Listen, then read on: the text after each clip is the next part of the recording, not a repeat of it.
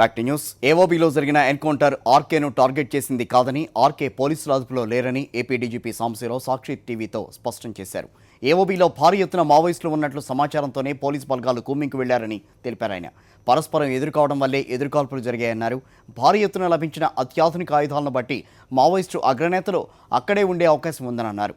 RK నుంచి మావోయిస్టులకు సమాచారం లేకపోవడం వల్లే పోలీసుల అదుపులో ఉన్నారని పౌర హక్కుల సంఘాలు, ఆయన బంధువులు ఆరోపిస్తున్నారని డీజీపీ సాంబశివరావు స్పష్టం చేశారు. మేము ఎవరిని నక్సలైట్స్ని అదుపులో ఉంచుకోము. ఎవరన్నా అలాంటి సంఘటనలో దొరికితే హాస్పిటల్కి తీసుకుపోతాం, ఇంజరీస్ అయితే లేకపోతే అరెస్ట్ చేస్తాం. అంతేగాని ఒక ఆర్కేనో లేకపోతే ఇంకొక ఆయన్నో పట్టుకొని హింసించాల్సిన అవసరం పోలీసుకి లేదు. ఇంట్లో భాగంగా ఆయన తప్పించుకొని ఉండొచ్చు, లేకపోతే వెపన్ వదిలేసి పారిపోయి ఉండొచ్చు, లేకపోతే ఏదైనా ఇంజరీస్ అయ్యి ఎక్కడన్నా తలదాచుకోవచ్చు.